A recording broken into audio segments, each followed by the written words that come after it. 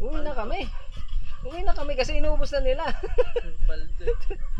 Magandang gabi mga ka-adventure. Another night, another fishing adventure na naman. Kaya ngayong gabi, samahan nyo naman kami mag-surf fishing. Ngayon lang ulit natin to gagawin mga ka-adventure. Dahil matagal na panahon na nang huling beses natin ginawa ito. Kaya ngayong gabi, sasamantalahin natin. Sumunod lang pala tayo sa ating tropa dahil nauna na sila. After ilang minutong paglalakad ay nabutan na nga namin sila. Yan, shout out kay Johnny Lord. Shout out nga pala kay Johnny Lord Mansila. Kumpare natin, siya nga palang dahilan kung bakit napasabak tayo ngayong gabi.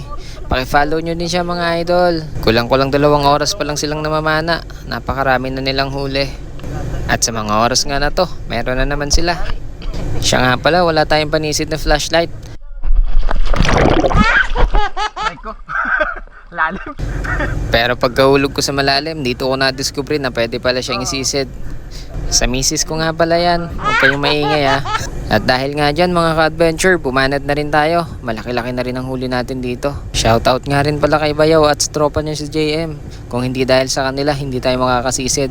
Sila lang naman ang nag-effort na kunin ang ating antipara at diving weights. Nagsunod-sunod na rin ang huli natin dito mga ka-adventure.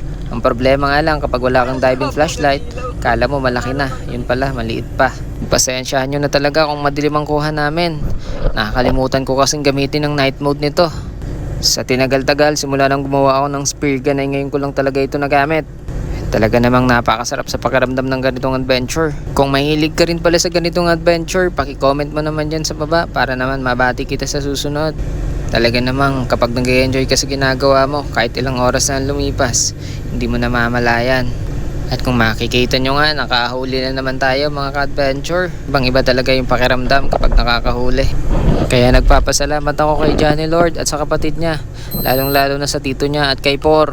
Maraming salamat sa inyo. Sana marami pa tayong adventure na mapagsamahan. Ibang iba talaga yung pakiramdam kapag pareho kayo ng hilig. Hindi mo iisipin yung oras. At sa mga oras pala na to mga ka-adventure, nagulantang kami. Medyo nagkagulo dahil inikutan kami ng malaking tilapia. At syempre sa mga lakad na ganito, hindi maiiwasan ang hindi ka sumablay. Pero okay lang yan mga ka-adventure sa bawat sablay. Meron namang kapalit. At dahil nga malayo na ang aming narating, nakapagdesisyon ang aming team na umuwi na lang muna. Patingin. Eto, grabe na yung ginawa nila. Uwi na kami.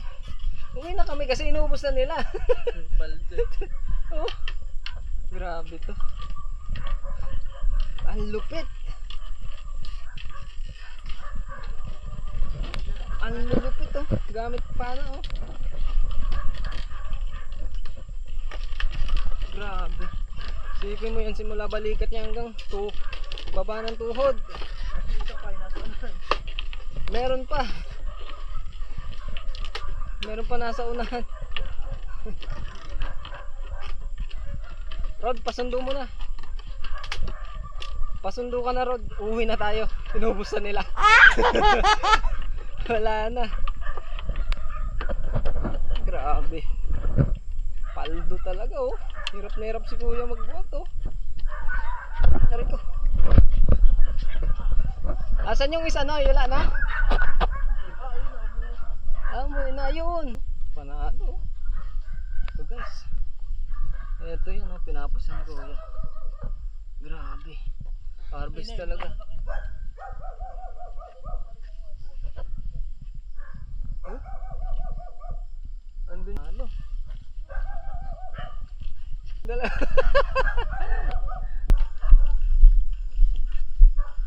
Pagdilim. Alas 5. Alas 5 simula alas 5 hanggang anong oras ngayon? 10:22. Hindi pa yan guys, meron pang ano. May kasama pa yan, umuwi na.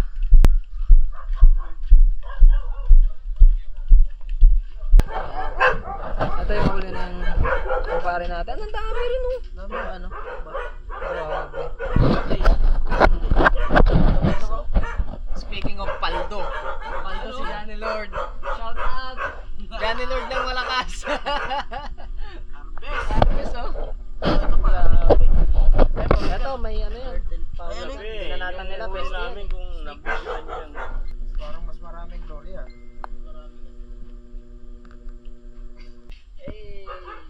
Yan, ako.